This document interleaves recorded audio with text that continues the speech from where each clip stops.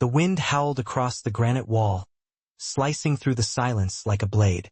The world below was just a smear of green and brown, a dizzying blur of distance. Mark Dawson's fingers, raw and chalked white, clung to the cold surface. His breath came in shallow bursts, every inhale tasting of dust and adrenaline. The rope beside him swayed in rhythm with his heartbeat. It was supposed to be another perfect climb. Just him, Lucas, and the mountain they had dreamed of conquering since they were kids. Almost there, Lucas shouted from below, his voice echoing faintly against the rock face. Mark grinned, his teeth catching the sunlight. He could already see the ledge a few feet above. They were close, too close to doubt anything now. He reached for the next hold, feeling the strain in his shoulder as the world tilted beneath him. The cliff felt alive. Every gust of wind, every grain of sand grinding beneath his fingertips. He'd always said climbing was the purest form of being human. No noise, no lies, no pretending. Just gravity and will. Then came the sound that would live forever in his nightmares. A sharp, sickening snap. He looked down. The rope jerked, spun. Lucas's body swung violently for a second before disappearing in a flash of motion and a scream that tore through the valley. Mark's heart stopped. He screamed his friend's name, his voice breaking apart in the wind, but there was no answer.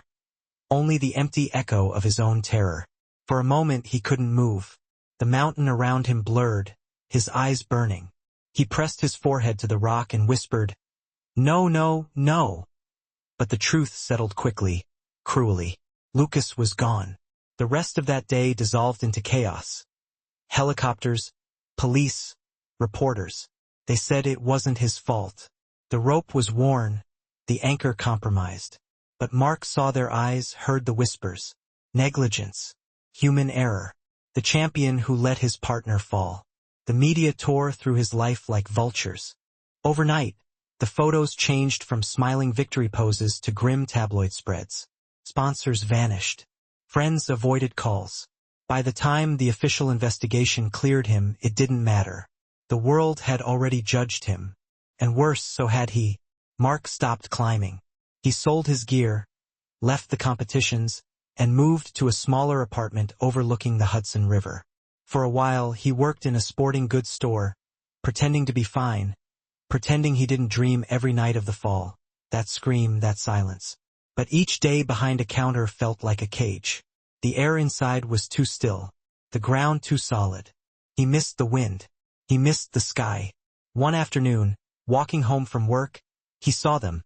2 window cleaners suspended halfway up a glass skyscraper, their silhouettes moving rhythmically against the reflection of clouds. The ropes shimmered in the sunlight, swaying gently, the same kind of dance he once knew by heart. He stood there for a long time, neck craned, until one of the men noticed him and waved. Mark waved back, an ache spreading in his chest. A week later, he quit his job. It didn't take much to get hired. He already had the balance, the strength, the discipline. The supervisor asked if he had a fear of heights. Mark almost laughed. Fear of heights was the one thing he'd never learned. He just nodded and said quietly, "No." The first time he stepped off a rooftop, clipped into the harness. The city opened below him. Cars, people, shimmering glass. 1,000 stories stacked on top of one another. The rope hummed with tension beneath his gloved hands.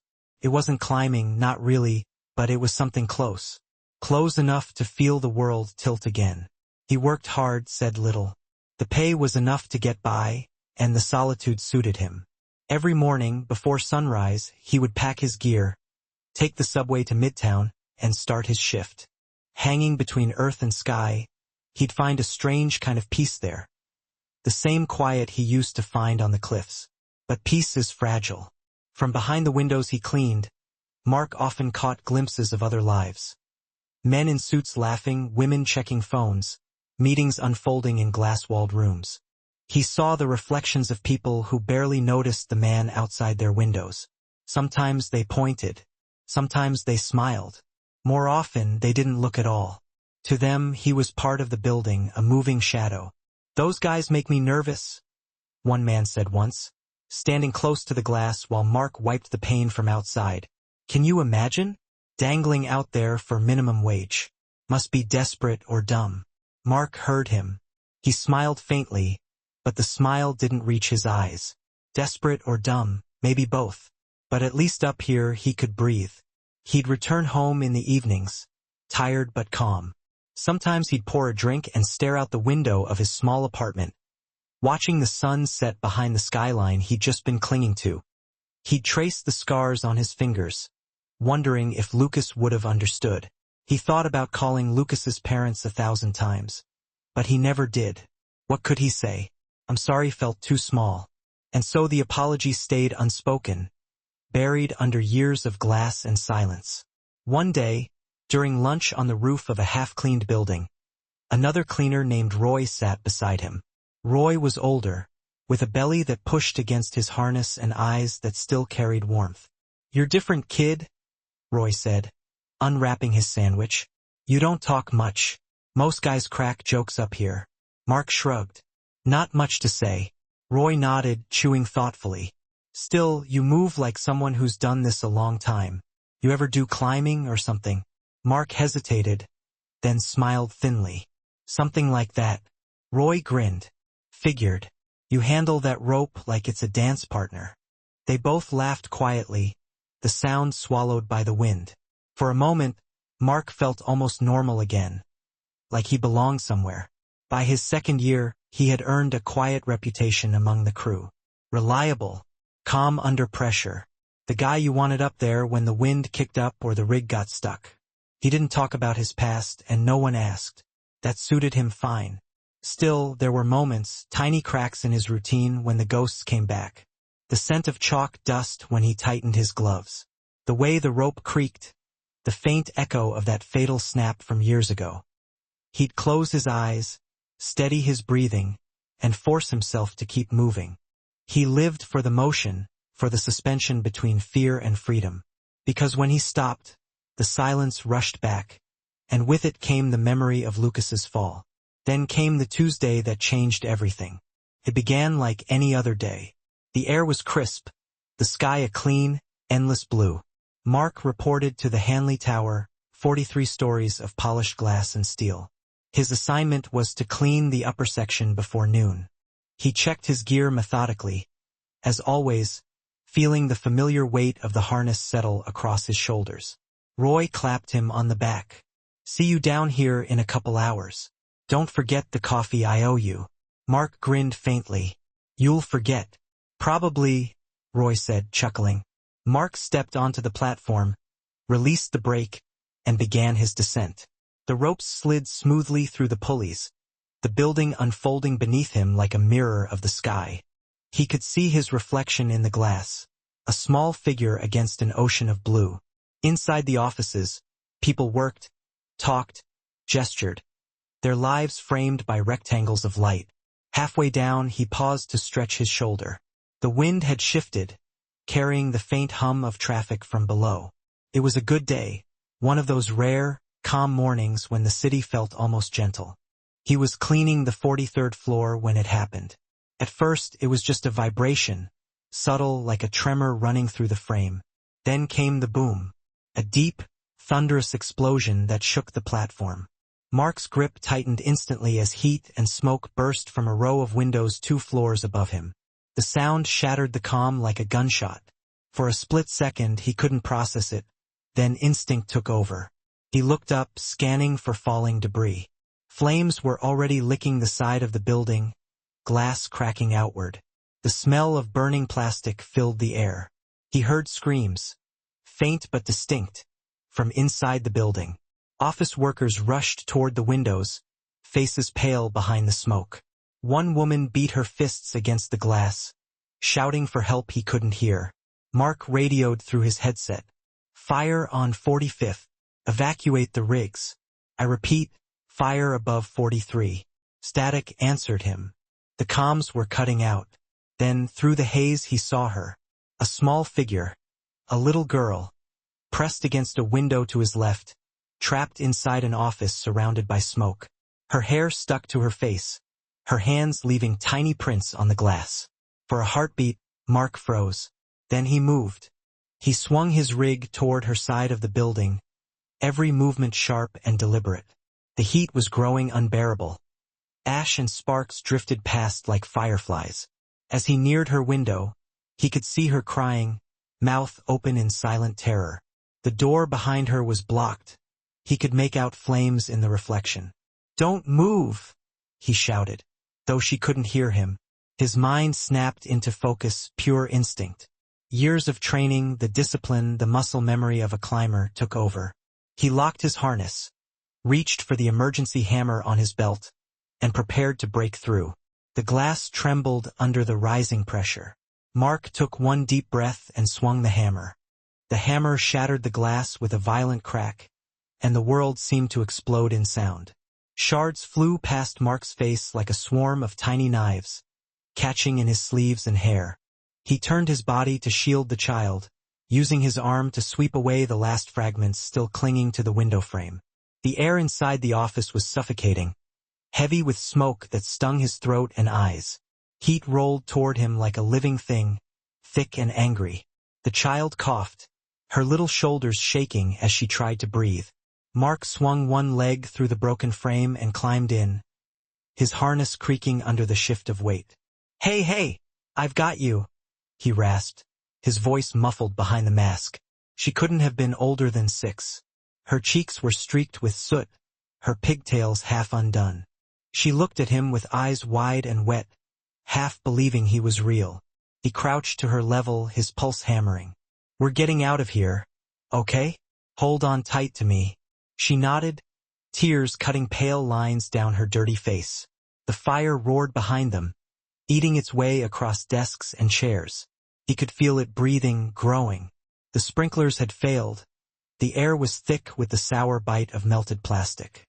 Mark tightened the strap of his harness around her waist, looping it under her arms, then clipped her to his own line. The metal clasp clicked with a sound that somehow cut through the chaos, a small, perfect sound of safety. He turned back toward the shattered window. The drop waited outside, dizzying and alive. The rope swung in the wind. The smoke was pouring out now, spilling down the building's mirrored sides. Sirens wailed faintly below, echoing between skyscrapers. "Close your eyes," he said. Then he stepped out into the void. For a moment they were weightless. The rush of wind tore the smoke from his lungs. The rope went taut, and the two of them swung in a slow arc, suspended over 43 floors of empty air. The girl screamed, then buried her face against his chest, her small hands clutching his jacket. Mark pressed her closer, one hand gripping the line, the other guiding them along the glass facade. His boots scraped the building as he steadied their swing. "Easy, easy," he muttered, the words for himself as much as for her. He glanced up. The platform above was engulfed in flame. The heat shimmered, distorting the air. Somewhere above that, the explosion had left a gaping wound in the building, glass melting, steel bending. Below, people had gathered on the street, their faces turned upward, frozen in disbelief. He could hear someone shouting instructions, a megaphone blaring something about staying back, clearing space for fire trucks. Mark focused on the ropes. The nearest anchor was still intact, but the heat could weaken it fast. He had to move now. He shifted their weight, guiding the line toward a lower window 2 floors down, where the smoke wasn't as thick. His gloved fingers burned against the metal clips as he adjusted tension. Every motion had to be exact, every second counted. The girl whimpered softly against him. "It's okay," he said, his voice calm though his heart thundered. "You're doing great. Just keep holding on." The rope creaked as he released a bit of slack, descending carefully. Sparks floated upward past their feet. Somewhere above, another window burst outward, sending a fresh wave of heat washing over them. He grit his teeth and kept moving. At the 39th floor, he found a stable window with no visible flames behind it. He braced his boots, swung them forward, and smashed through. The glass gave way easily this time, and he guided them both inside, landing hard on his shoulder but managing to roll, cushioning the child's body with his own.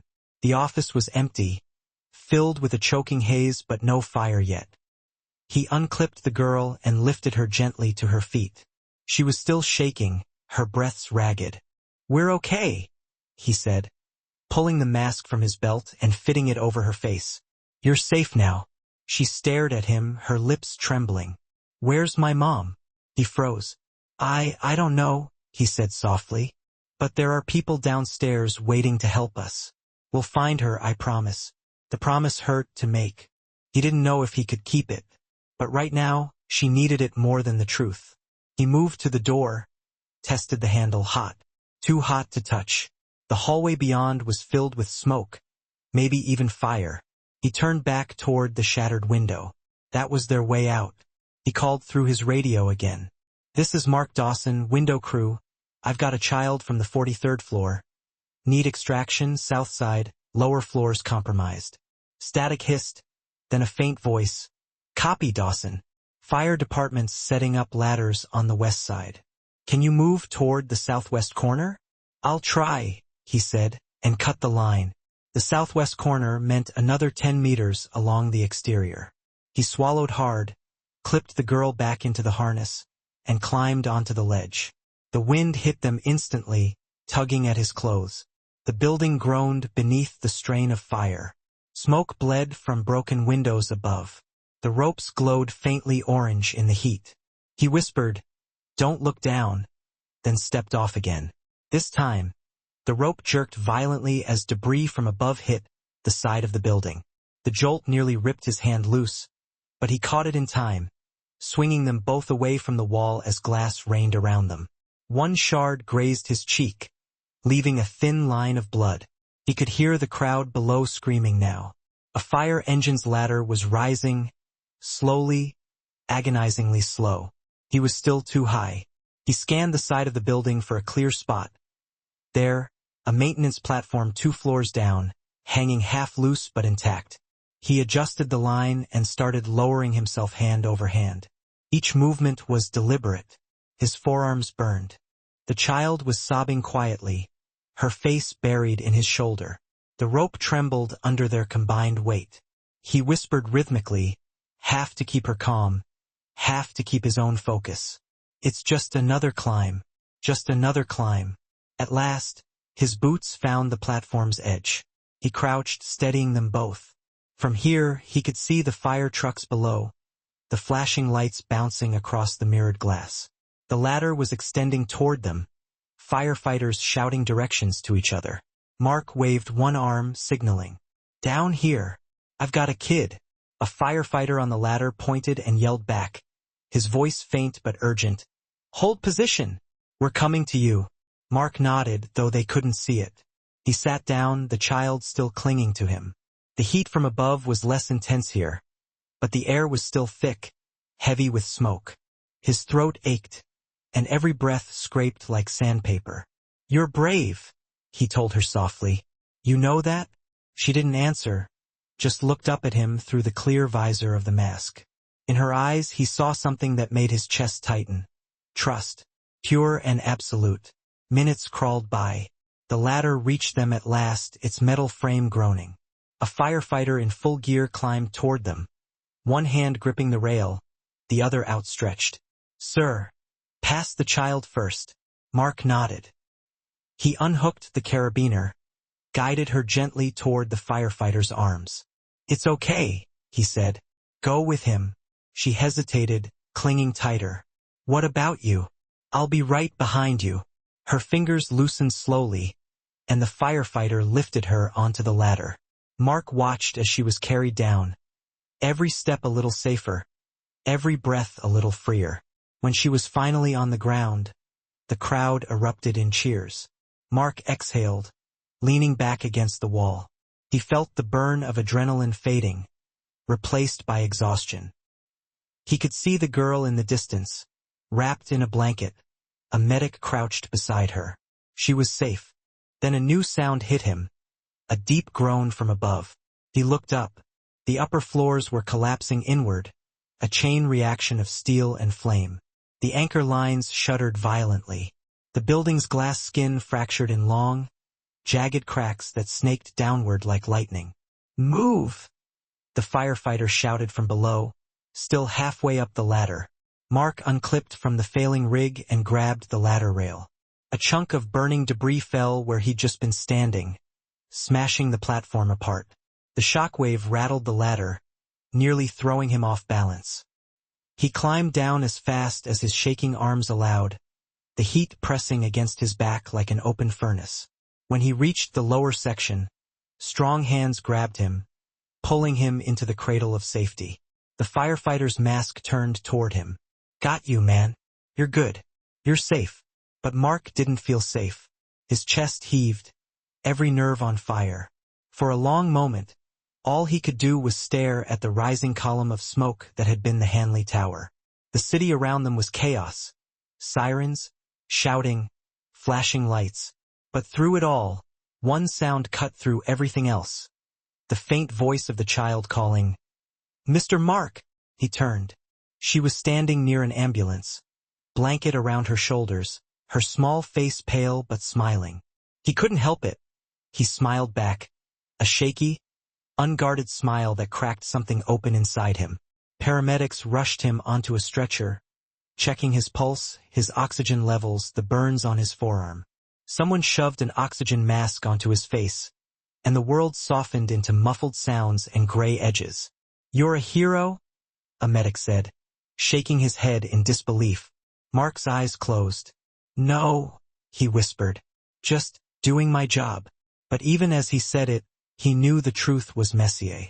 Somewhere deep inside, something long dormant had stirred again.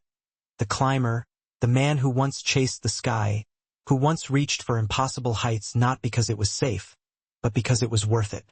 Hours later, the fire was finally under control. Reporters swarmed the street, cameras flashing. Someone shouted his name. Not Mark the window cleaner, but Mark Dawson, the name he had buried. The story had already spread. "Former climbing champion saves child in Hanley Tower blaze," one journalist yelled, shoving a microphone toward him. He blinked under the harsh lights, too tired to answer. Somewhere behind the crowd, he saw Roy watching him, eyes wide with awe. The irony didn't escape him.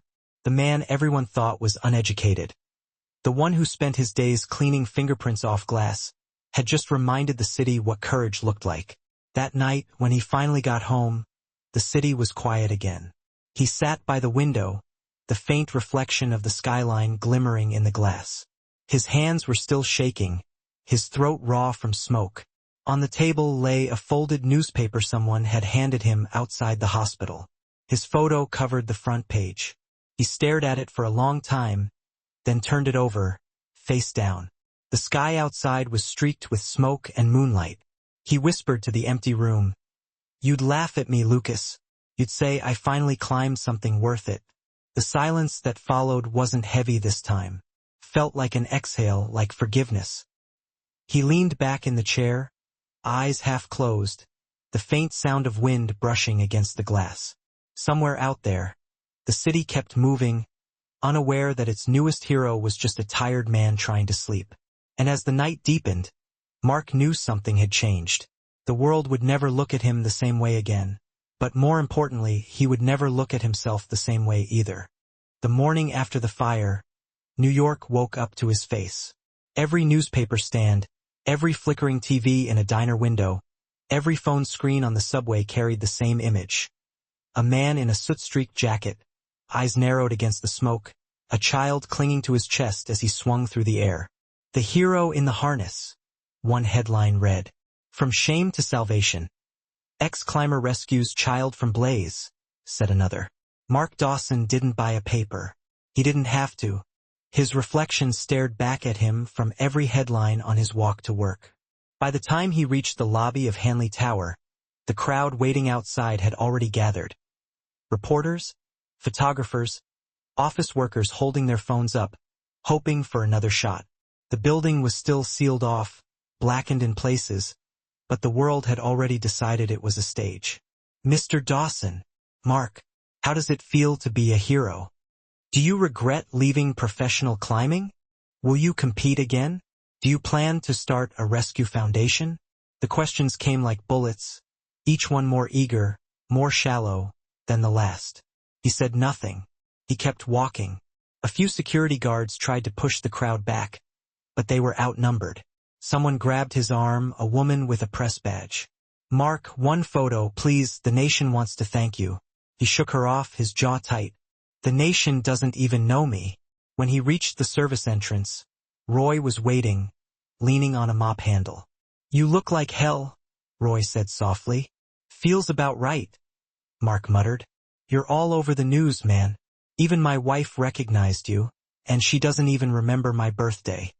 Roy grinned weakly, then sobered. "You okay?" Mark wanted to lie, to say yes, but the truth was twisted somewhere deep in his chest. "I don't know what I am." The supervisor came down a moment later, waving a clipboard like a flag. "Dawson, you're off duty till further notice. Corporate's nervous about liability, OSHA inspections, the whole 9 yards. Take a week off, hell, take 2. They're talking about giving you a commendation or something." "I don't need a commendation," Mark said. "Yeah, well, the company needs good press." He left before they could say more. The sun was too bright, the air too clean. He walked without destination, through the maze of streets and honking taxis, until he ended up by the river. The Hudson moved slowly, reflecting a sky that looked too calm for the chaos of the day before. He sat on a bench, elbows on his knees, staring at his hands. They were still bandaged, the skin beneath raw and pink. Reporters had called them the hands of a hero. But all he saw were the same hands that once let go of a rope, the same hands that failed Lucas.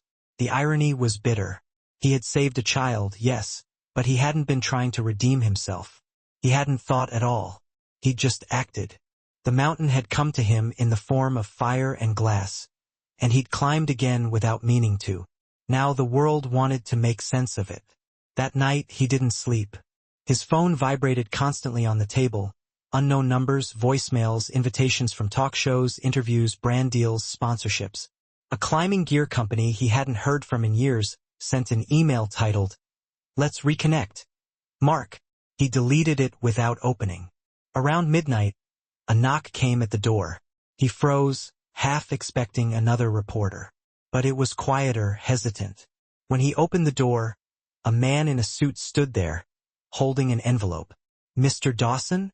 I'm with the mayor's office. The city would like to honor you at a ceremony this Friday. The little girl's family will be there." "I'm not interested," Mark said flatly. "Sir, it's already been announced. It would mean a lot to the people of New York." "I said I'm not interested." The man hesitated, then nodded. "I understand. But think about it, please." Mark closed the door. The apartment felt smaller than ever, the air heavy. He stared at the envelope, untouched on the counter. The next morning, someone slipped a letter under his door. It was written in a child's uneven scrawl. "Thank you for saving me. I'm not scared anymore. Mommy says you're very brave. Love, Emma." He read it 3 times, then folded it carefully and set it beside his old climbing harness, the one he never threw away. For the first time in years, he cried. Not the kind of tears that break you, but the kind that soften something inside you. Still, the noise outside wouldn't stop. Each day the attention grew, louder, brighter, invasive. A TV crew parked outside his building. Strangers recognized him on the street. Some asked for selfies.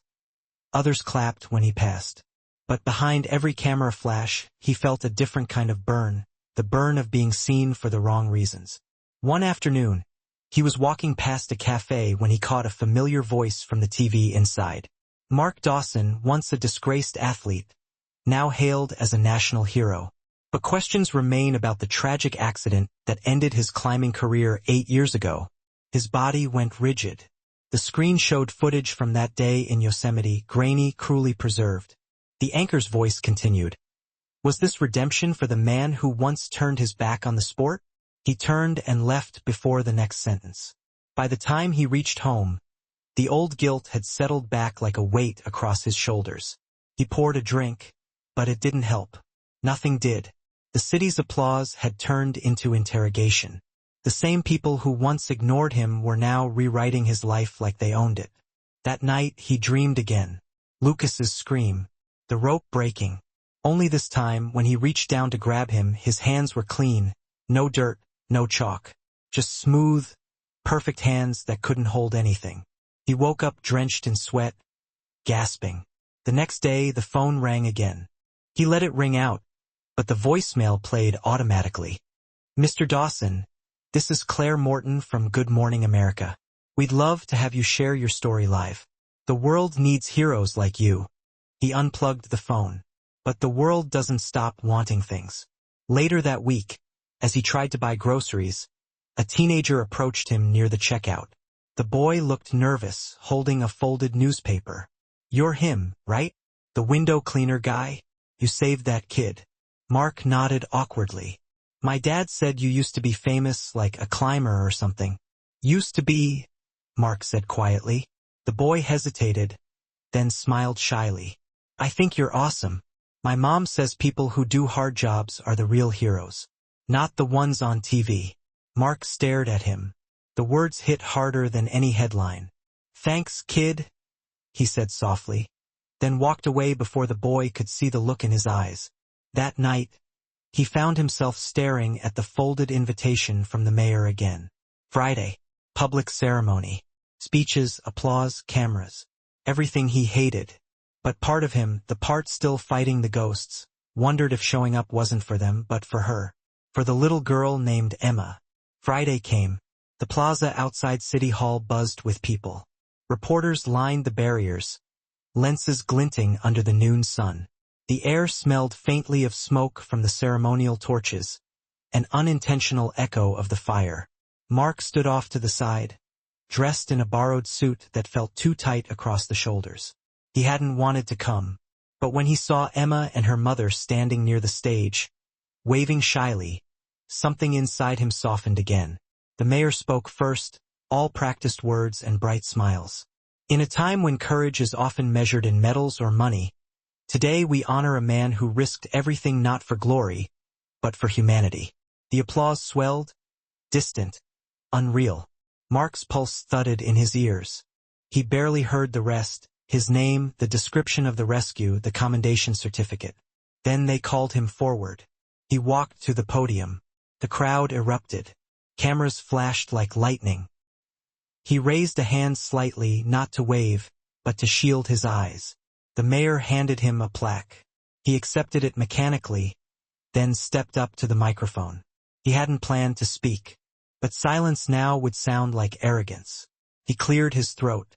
I'm not good with speeches, he began. I'm not a hero. I'm a window cleaner. I just did what anyone should do when they see someone in danger. The crowd murmured softly. Cameras zoomed closer. He hesitated, then continued. I used to climb mountains. I thought that was bravery. But the truth is, climbing is selfish. You do it for yourself, for the view, the victory. What happened that day wasn't about any of that. It was just instinct, maybe guilt, maybe grace. I don't know.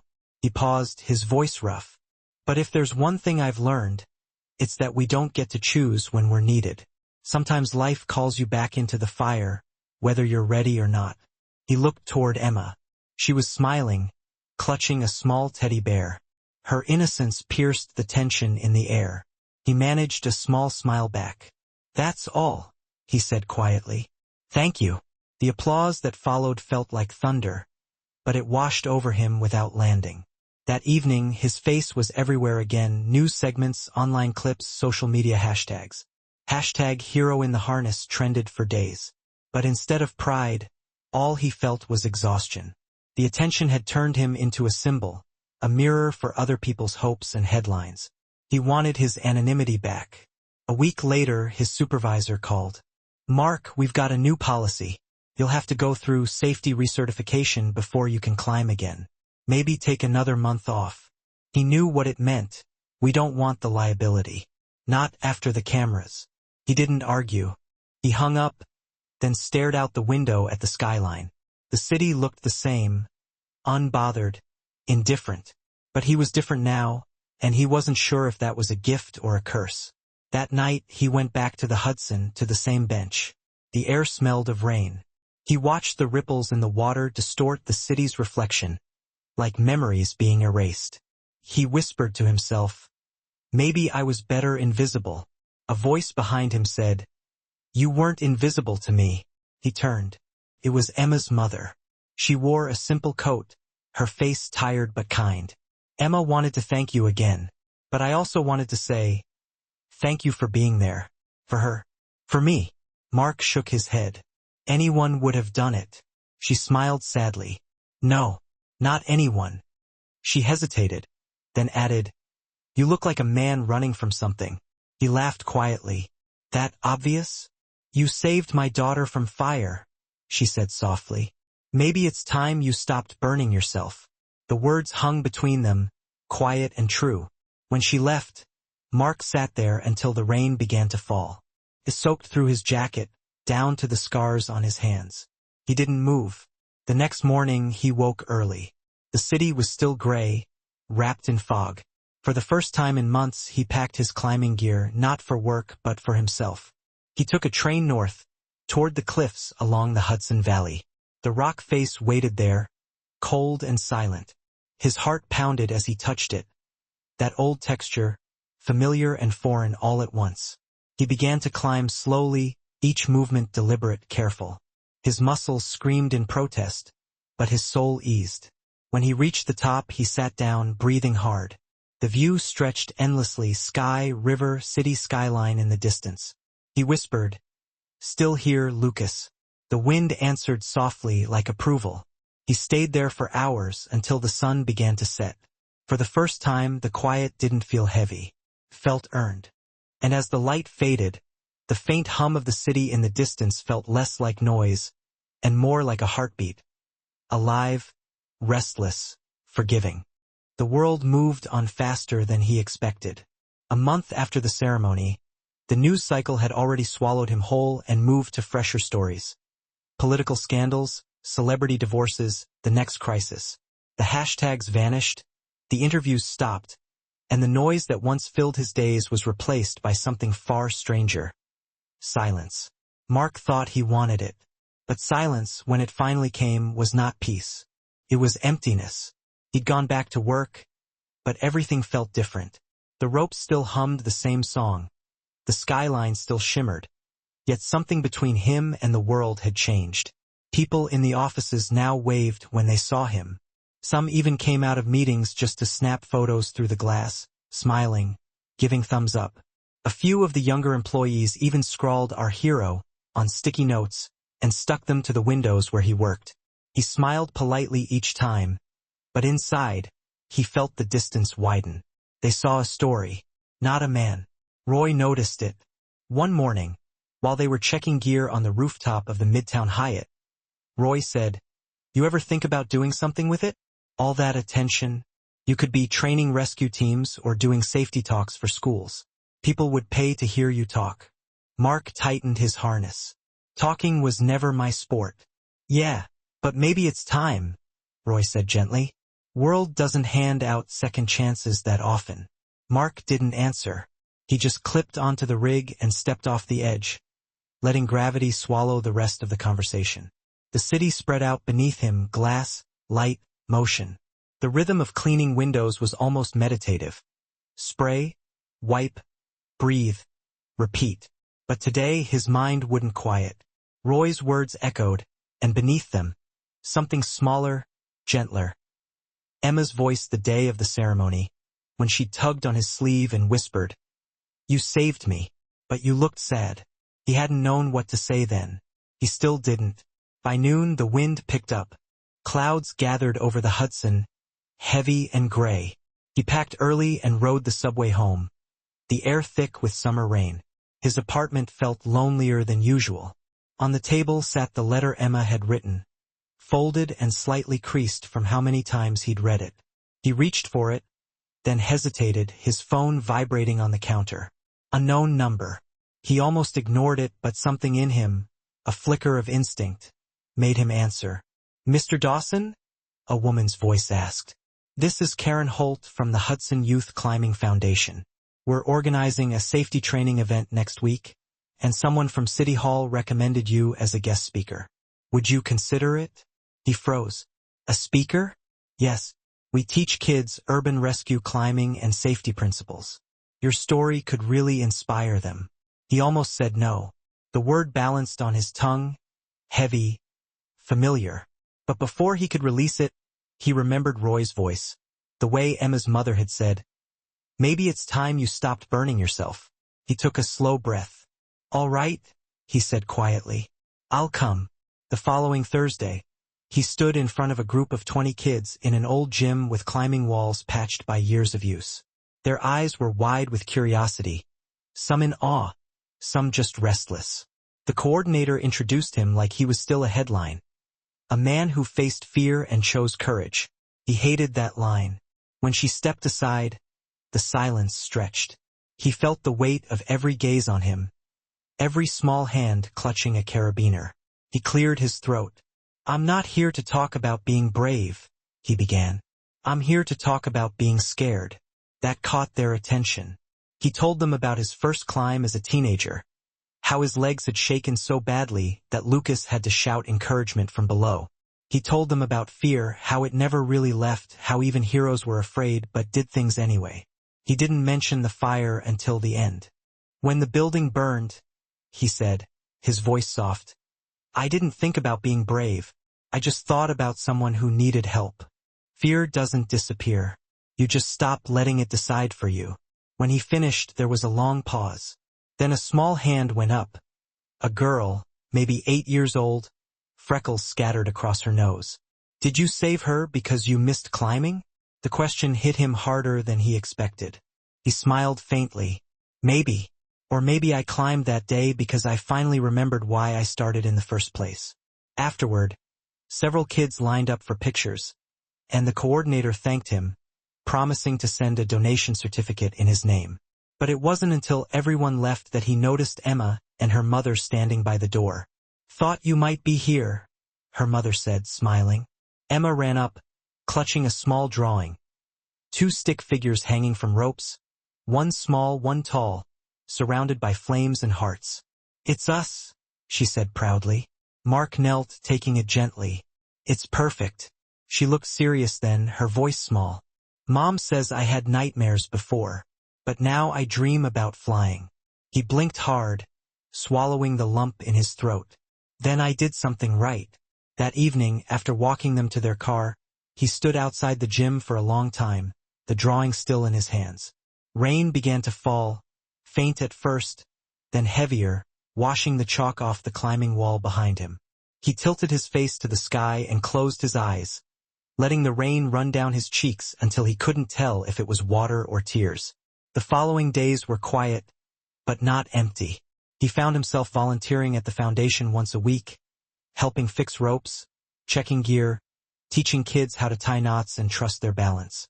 The physicality of it grounded him. The smell of chalk, the sound of laughter, the scrape of rubber shoes against the wall. He was still cleaning windows, but now his days had texture again. Meaning.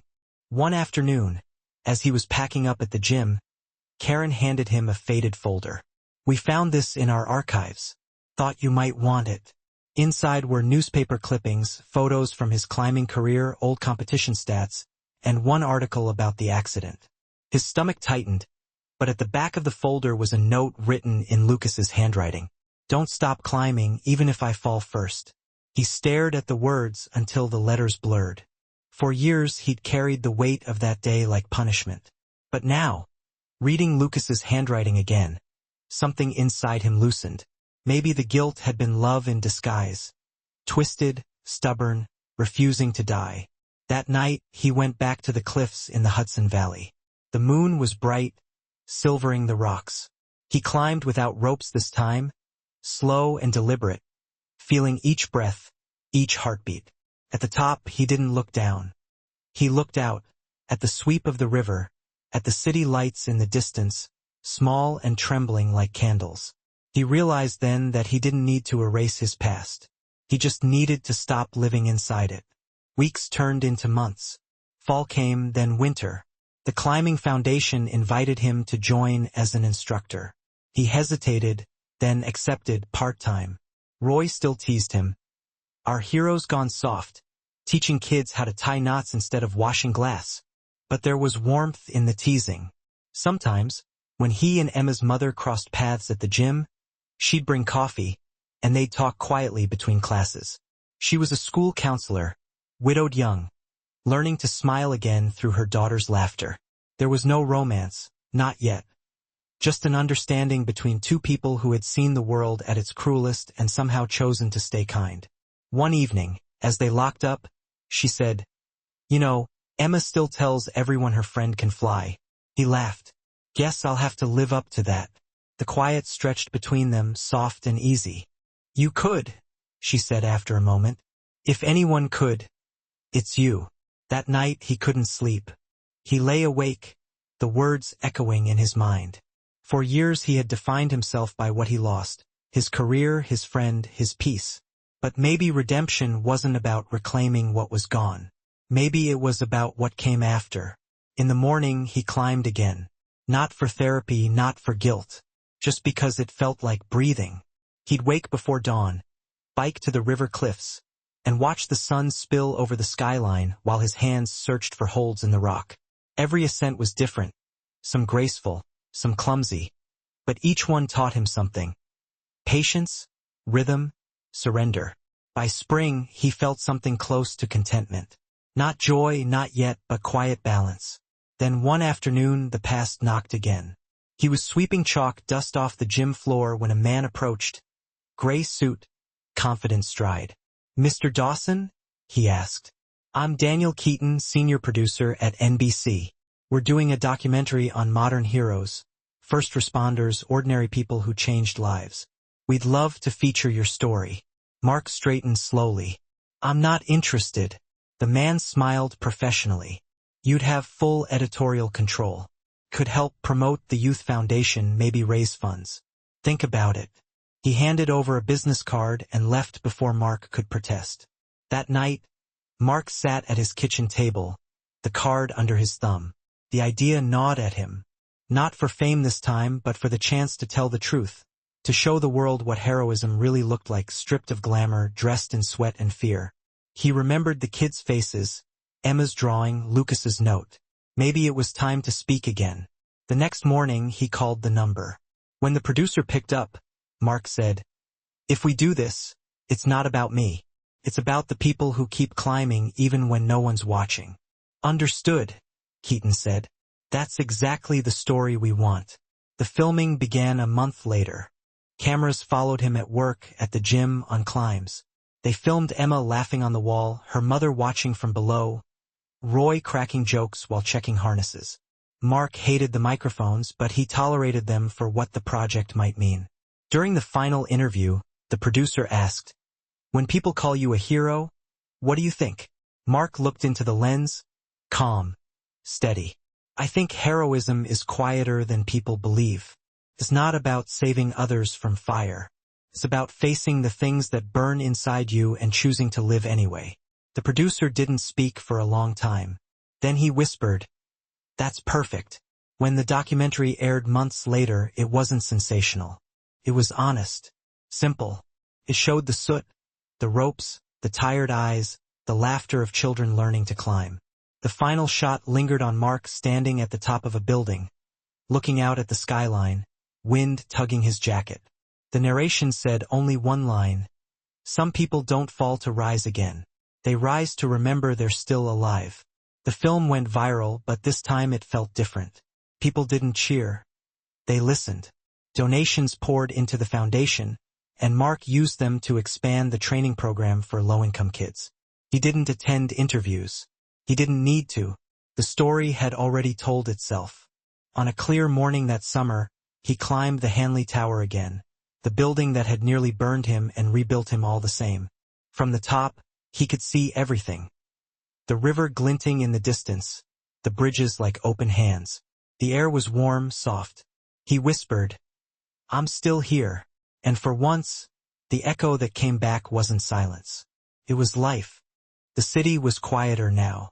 Summer lingered over New York like a slow exhale, the kind that carries both warmth and fatigue. For months after the documentary aired, life felt like a tide that had finally settled. The foundation thrived. New faces came and went, and Mark found himself busier than he'd ever been. Teaching, fixing ropes, planning climbs for groups of kids who'd never seen the skyline from above.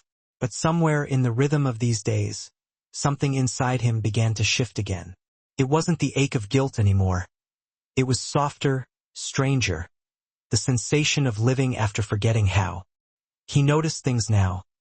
The smell of chalk dust on his fingers, the faint hiss of the subway arriving at dawn, the laughter of children that echoed across the gym walls long after they'd left. He caught himself smiling more often, sometimes for no reason. Emma came to the gym every Saturday, her energy filling the room. She was growing taller, braver. The first time she reached the top of the beginner wall, she turned to look down, eyes wide with triumph. "Look, Mr. Mark, I'm not scared anymore." He grinned up at her, pretending to wipe sweat from his brow. "Guess I'll have to raise the wall higher next time." Her mother laughed from the bench nearby. "Don't you dare. I like her feet on the ground sometimes." Mark turned to her. There was warmth in her voice, but something else too. A quiet steadiness that matched his own. Her name was Sarah. He'd learned it months ago, but saying it still felt new every time. After the classes, they'd often talk. About Emma. About her work. Sometimes about the smallest things. The smell of rain on concrete. The way autumn light softened the city's sharp edges. Their conversations were never dramatic, but they lingered in his mind long after he left. One evening, as they walked out together, she said, "You know, Emma's teacher asked her to draw her hero again this week." "Oh? Should I be nervous?" he teased. "She drew you," Sarah said, smiling. "But this time you weren't hanging from a rope. You were sitting on a park bench feeding pigeons." He laughed quietly. "Guess even heroes have to retire. Or just learn to stay still," she said. That night, Mark thought about that drawing. A man grounded, not hanging between worlds. Maybe that was what life had been trying to teach him all along.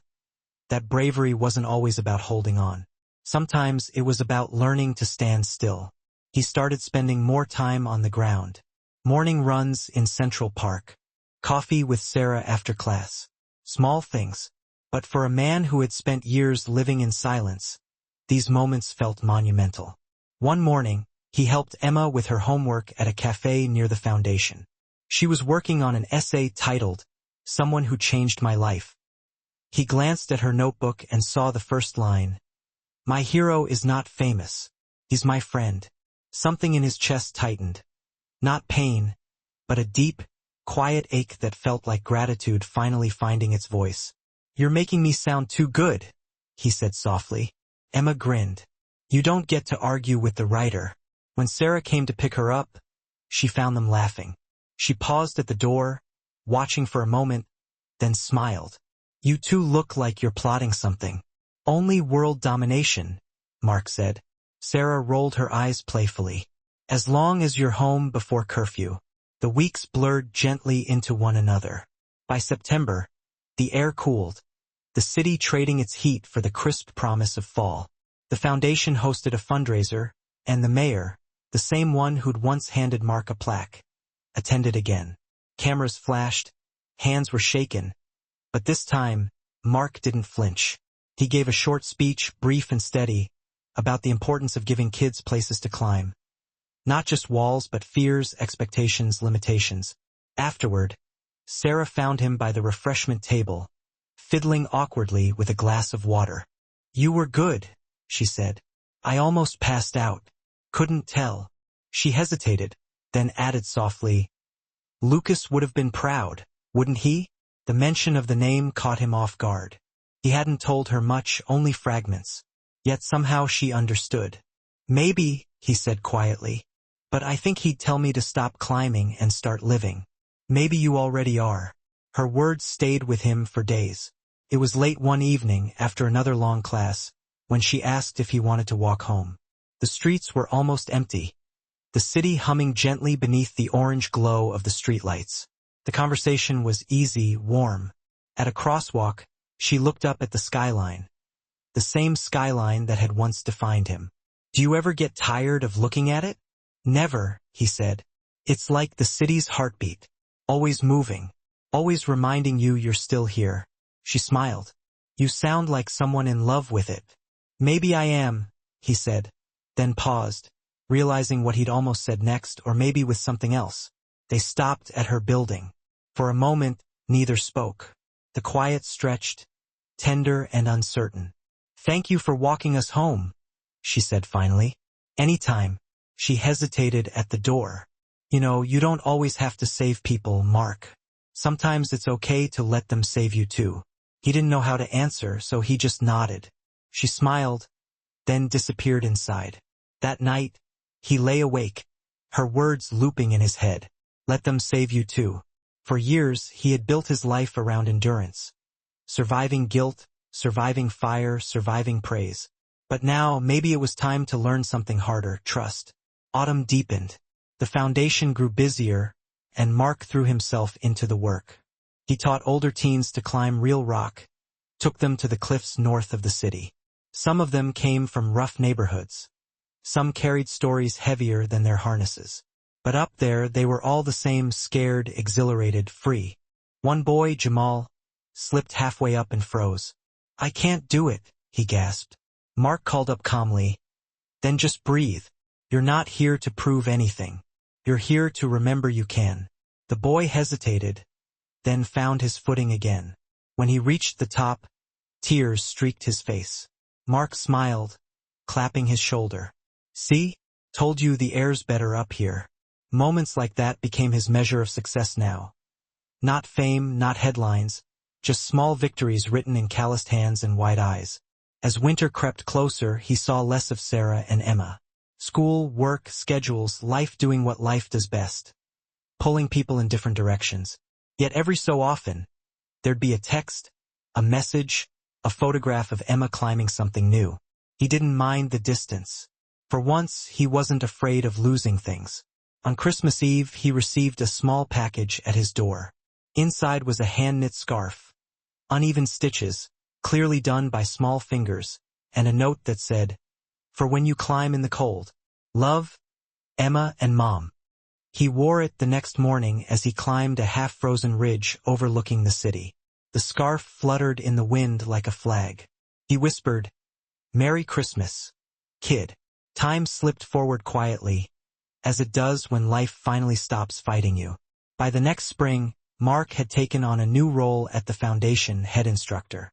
He was training other teachers now, expanding programs, visiting schools. He found joy in watching others find theirs. Sometimes, late at night, he'd think about how strange redemption looked. Not a single act of heroism, but 1,000 quiet choices afterward. To keep going. To keep believing that life, even after loss, was still worth touching. One evening, Sarah called. Her voice was different, hesitant. "Mark, could you come over? Emma's not doing well." He went immediately. When he arrived, Emma was sitting on the couch, pale and sweating, clutching her arm. She'd fallen during gym class. A minor fracture, the doctor said later, but to Emma, it felt like the world had stopped. "I can't climb anymore," she cried. Mark knelt beside her, voice gentle. "You will. You just need time." "No," she sobbed. "I was brave and now I can't be." He took her hand. "Bravery isn't about never falling, Emma. It's about how you stand up after." She looked at him, eyes glistening. "You really think so?" "I know so," he said, and meant it. Sarah watched them, her eyes soft. When Emma finally fell asleep, she whispered, "You have a way with her. With everyone, really." He shook his head. "I just remember what it's like to be scared." She smiled faintly. "That's why you're good." They stood there in the quiet apartment, the city murmuring outside the windows. "Stay for coffee?" she asked. He hesitated, then nodded. The conversation that night was different. Slower, closer. They talked about loss, about second chances, about how strange it was to find comfort in someone else's silence. At one point she said, "You know, I used to think strength meant standing alone. But maybe it just means not walking away when someone needs you." He looked at her for a long moment, the air thick between them. "Then I guess I'm finally strong." She smiled, tears glinting in her eyes. "Yeah, you are.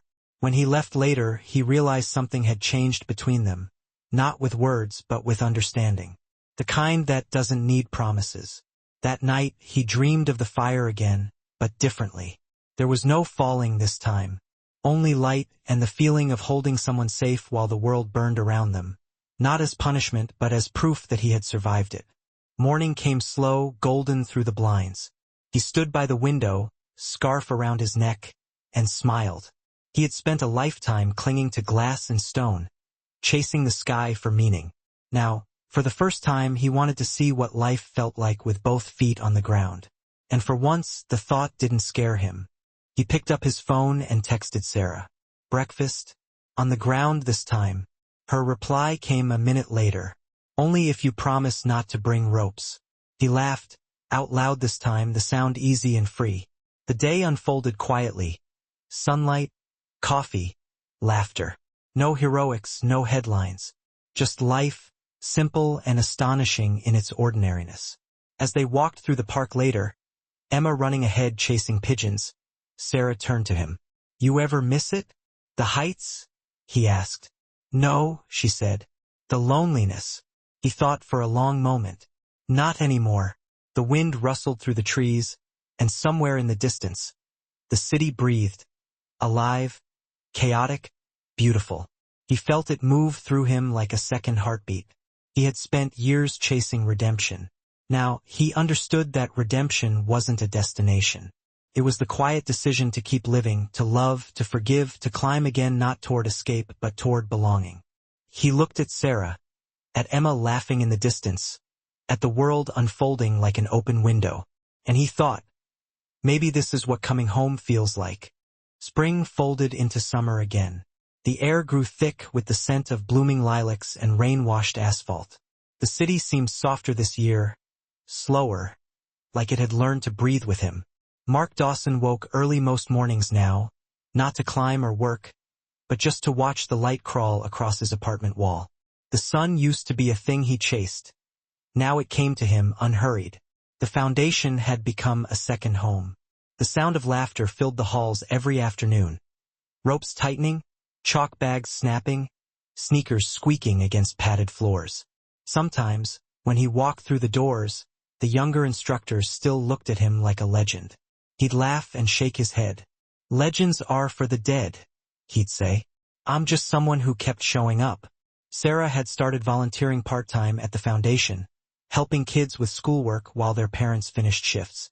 Emma, now 9, had moved from the beginner wall to the intermediate routes. She climbed differently from the others, not faster, not stronger, but with a kind of grace that came from trust. She doesn't fight the wall, Sarah said once, watching her daughter move. Mark smiled. That's because she learned what most people never do. That balance isn't something you find. It's something you build. Their lives had settled into something resembling rhythm. He'd pick up coffee in the mornings. She'd bring sandwiches at lunch. Sometimes they'd walk home together, shoulders brushing in that quiet way of people who don't need to fill silence to feel close. The city, which once felt like an endless climb, had become familiar. The corner cafe that remembered his order, the cobblestone path by the river, the way Sarah's laughter rose above the hum of evening traffic. One Friday in June, the foundation organized its first outdoor family climb, upstate by the cliffs overlooking the Hudson. The air smelled of pine and river water. The sky stretched wide and endless. For most of the kids, it was their first time climbing real stone.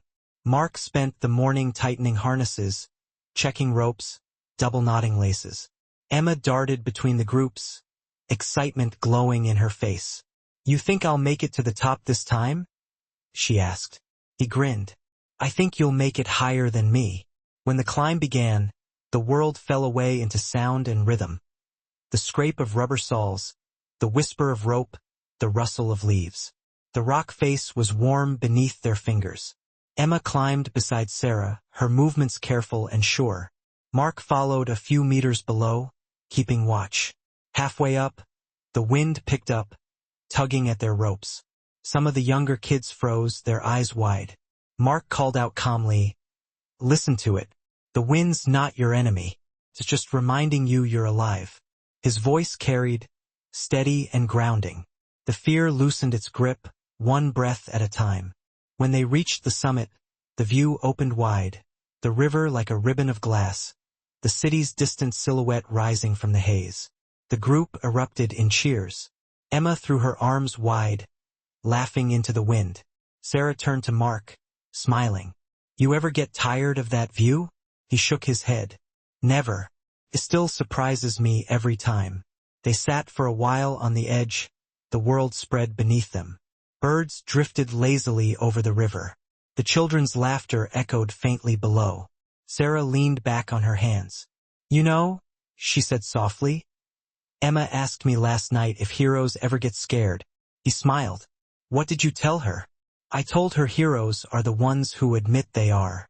He looked at her, the light shifting across her face. "That's a good answer." "It's yours," she said and smiled. The group started to descend as the sun began to tilt westward. By the time they reached the base, the light had turned gold, wrapping the cliffs in a quiet glow. Mark stood by the water, coiling ropes, the sound of ripples blending with distant laughter. When Sarah came to stand beside him, he said quietly, "You ever think about how fragile it all is? One gust, one mistake, and everything changes." She followed his gaze across the water. "Maybe that's why it matters, because it doesn't last forever." He nodded. "Yeah, maybe that's exactly why." They drove back to the city under a pale moon. Emma slept in the back seat, head resting against the window, the scarf he'd once worn wrapped around her shoulders. The highway lights flickered across her face like passing dreams. At a stoplight, Sarah glanced at him. "You ever think you'd end up here?" He smiled faintly. "Not once." She laughed quietly. "Me neither." For a long moment, they just sat in the hum of the engine, the night stretching around them like a held breath. There was nothing more to say. They'd already said everything that mattered. In the weeks that followed, life continued its quiet unfolding. The foundation grew busier. Emma's cast came off completely. Mark began sketching plans for an expansion. A climbing wall shaped like the Manhattan skyline, a symbol of how far they'd come. He wasn't chasing redemption anymore. He was building something better, legacy. One morning, while painting the base of the new wall, Roy stopped by, retired now but still carrying that same half-smirk. "Never thought I'd see you build something that doesn't move," he said. Mark chuckled. "Maybe I'm learning to stay still after all." Roy slapped his shoulder. "About time, kid." As summer deepened, so did the ease between him and Sarah. They didn't rush it, didn't name it. It just was a quiet certainty, like the rhythm of breathing. Some evenings, they'd sit on her balcony, coffee in hand, watching the sun dip behind the skyline. Emma would play with her homework nearby, humming tunelessly. "I used to hate sunsets," Sarah admitted once. "They reminded me of endings. And now? Now they just look like promises kept." He didn't answer, but his fingers brushed hers lightly, and she didn't pull away. Life, Mark thought, wasn't a mountain you conquered. It was a path you learned to walk again and again, sometimes alone, sometimes beside someone who made the walking easier. By late August, the days began to shorten. The city started to cool, the air crisp and restless with the approach of autumn. One afternoon, as he locked up the gym, he caught his reflection in the glass doors. Older, scarred, but alive. The man staring back wasn't the same one who'd once dangled outside a burning tower, or the one who'd carried guilt like a second skin. This one looked whole. He smiled at the reflection and whispered, "You did okay." That weekend, he and Sarah took Emma to Coney Island. It was Emma's first time seeing the ocean. She ran ahead, shoes abandoned, her laughter carried away by the wind. Mark stood at the water's edge, waves licking his boots, the horizon vast and shimmering. Sarah joined him, holding her sandals in one hand. "She's fearless," he said. "Wonder where she got it." He laughed softly. "Not from me." They stood in silence for a while, watching Emma chase seagulls. The tide rolled in, gentle, persistent. Sarah's hand brushed his, and this time he took it. Felt like forgiveness, like gravity, like coming home. The sky shifted to dusk. The air turned cool. Somewhere behind them, the boardwalk lights flickered on, one by one. You know, Sarah said, when Emma asked what she should be when she grows up, she said she wants to be like you. He smiled, eyes still on the horizon. God help her. She said, not because you saved her, but because you don't stop climbing. He turned to her then, the last light of day reflected in her eyes. Maybe that's all any of us can do, he said softly. Keep climbing, even when we don't know what's at the top. She nodded, and for a moment, the whole world seemed to pause. The sea, the wind, even time itself, as if the universe had finally found its balance. That night, after they drove home, Mark couldn't sleep. He stepped onto the rooftop of his apartment building and looked out across the city. Lights blinked like constellations scattered across the ground. Somewhere below, the river glimmered faintly under the moon. The wind brushed against his face. Not harsh, not testing, just gentle. For years it had been his adversary, then his teacher. Now it felt like an old friend. He thought about everything that had brought him here, the mountains, the fall, the fire, the rope, the faces of those he'd saved and those he couldn't. He thought of Lucas, of Emma, of Sarah. The scars on his hands caught the light. He traced them absently, then smiled. Still here, he whispered to the night. A soft gust answered, as if the wind itself nodded in return. For the first time, Mark Dawson didn't need the height to feel whole. The ground beneath him was enough. The air around him was enough. The people who waited for him, they were enough. He leaned against the railing, eyes closed, breathing in the city's heartbeat. The hum of life, the laughter drifting from open windows, the faint sound of a train rumbling in the distance. Tomorrow would come like it always did, unremarkable and extraordinary all at once. He would wake early, make coffee, teach kids to climb, watch Sarah smile, and maybe, just maybe, sit still long enough to realize he didn't need to be anyone's hero anymore. He only needed to be himself. The sky above him was wide and blue, the kind of blue that promises nothing and offers everything. Somewhere far below, the city pulsed, alive, endless, beautiful. He whispered one last time, to no one and to everything, "Thank you," and the wind carried it away, not lost, but home.